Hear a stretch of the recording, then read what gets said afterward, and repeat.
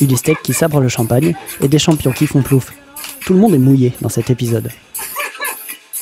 Bonjour et bienvenue dans ce 13e épisode. Alors cette semaine on profite d'une légère accalmie dans le monde de la grimpe pour vous montrer ce qu'on n'a pas eu l'occasion de vous montrer ces derniers temps. Mais on commence quand même avec un peu d'actu. Ce week-end il y avait au moins 3 compétitions de psychobloc en même temps. Et a priori on n'a pas encore trouvé plus spectaculaire.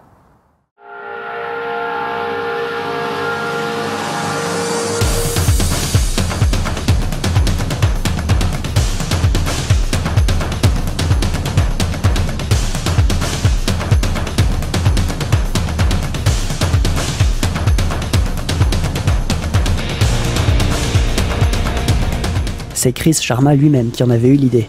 Depuis, le psychobloc est la compétition d'escalade la plus impressionnante qui existe. Pour cette première en Europe, la crème des grimpeurs luttait pour atteindre le plus vite possible le sommet, à 12 mètres de haut.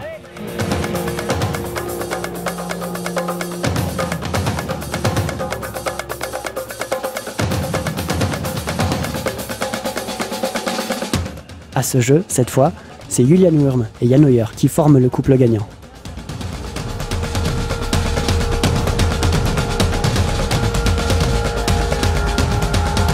Organisé pour la première fois en 2013 aux États-Unis, le psychobloc fait de plus en plus de petits. Ce week-end, il y en avait au moins 3 en même temps. Lyon et Marseille ont eux aussi vu des grimpeurs faire de beaux plongeons. Ces contests n'en sont pour l'instant qu'à leur début, mais il y a fort à parier que ces prochaines années, Relais Vertical filme de plus en plus des chutes aquatiques.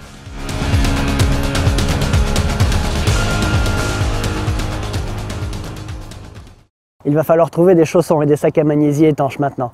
Allez, comme promis, on revient sur l'exploit de Ulystec. Cet été, la légende de la montagne a réussi son pari, gravir les 82 sommets de plus de 4000 mètres des Alpes en une saison. Il nous raconte tout en français. Merci pour ça.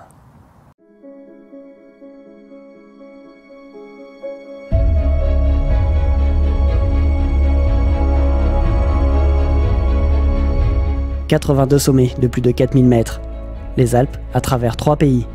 France, Suisse et Italie. Pour certains alpinistes, ça représente l'œuvre de toute une vie. Uli l'a fait en seulement 62 jours, et pas n'importe comment. L'idée c'était de faire tous les 4000 dans les Alpes. Pour faire un peu plus intéressant, j'ai décidé je fais tous à pied ou avec le vélo. Pas téléphérique, pas de voiture, pas de train, rien.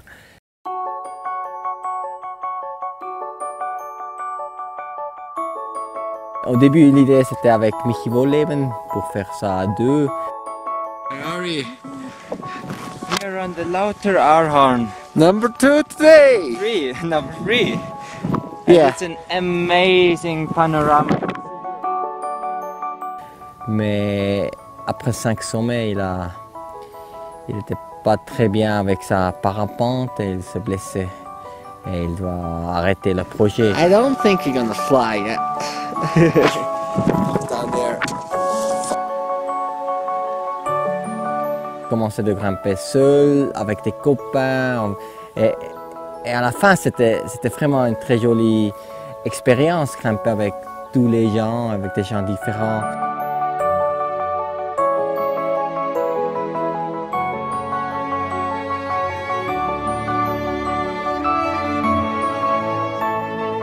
C'était complètement quelque chose de différent parce que c'était pas une expédition. Sur des expéditions, tu montes au campas, après c'est mauvais temps, tu restes au campas, c'est rien à faire.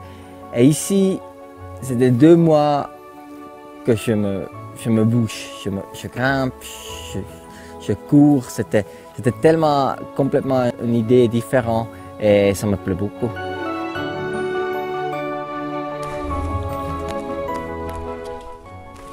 Yeah, it looks like the rock is gonna be covered with water ice, so it will be a challenging traverse, but that's what we want.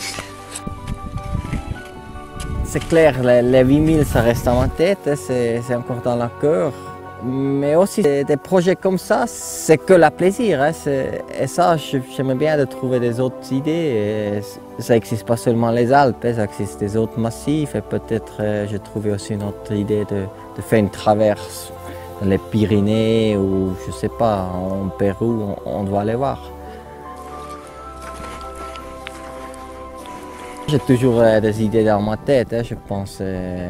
Ça, c'est quelque chose qui est très important, que tu n'as plus de rêves, tu es mort. Ça veut dire que c'est nécessaire d'avoir des rêves.